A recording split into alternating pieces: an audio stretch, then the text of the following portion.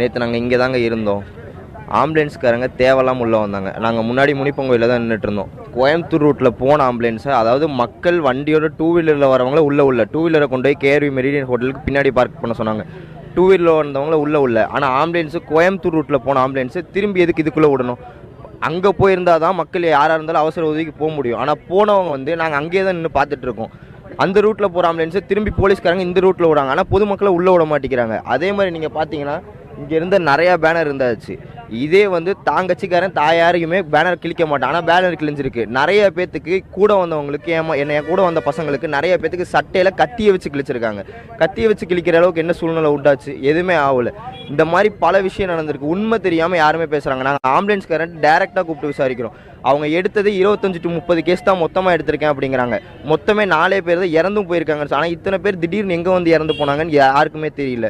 அதெல்லாம் உள்ள நிறைய விஷயம் நடக்குது. இது யாருமே பொதுமக்களுக்கு தெரியும். பொதுமக்களுக்கு தெரியாமல் நிறையா பேச ஆரம்பிச்சிடுறாங்க. முதல்ல உண்மை என்னன்னு வெளியே கொண்டு வர சொல்லுங்கள். ஏன்னா உண்மை வெளியே வராமல் நிறைய பேர் பேசிக்கிட்டு இருக்காங்க. நீங்களே பார்க்குறீங்க, நிறைய பேர்த்துக்கு கிழிச்சிருக்காங்க, நிறைய பேர்த்த போட்டு மிதிச்சிருக்காங்க. நிறைய விஷயம் உள்ளே நடந்திருக்குது. எதுவுமே தெரியும். ஆம்புலன்ஸ் சும்மா நிறைய ஆம்புலன்ஸ் வந்திருக்கு. அதை பொதுமக்களே ஸ்டாப் பண்ணியிருக்காங்க. பொதுமக்களே நிறுத்தி ஏன் சும்மா ஆம்புலன்ஸ் நீ கொண்டு வரன்னதுக்கு அவங்க எதுவும் பேச மாட்டேங்கிறாங்கம்மா. கட்சி துண்டை போட்டு உள்ளே வந்திருக்கிறாங்க. இது என்ன ஏதுன்னு யாருக்குமே தெரிய மாட்டேங்குது. இதை முதல்ல கொண்டு வாங்க வெளியே. ஏன்னா வெளியே கொண்டு வராமல் பொதுமக்கள் நிறைய பேர் இது உண்மைன்னு நம்பிக்கிட்டு இருக்காங்க.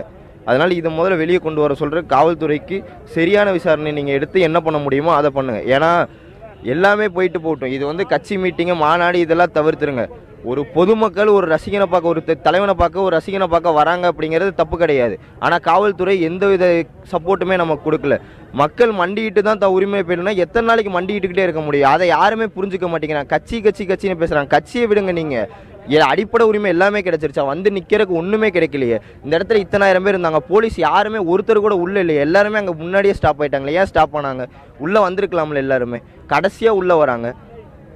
ஏன்னா நிறையா துறை இருக்கவங்க எல்லாருமே, அமைச்சர்கள்லேருந்து எல்லாருமே அடுத்த 10 நிமிஷத்தில் வராங்க. இங்கே 7:30க்கு முடியுது. நீங்கள் நியூஸில் பார்த்தீங்கன்னா தெரியும்.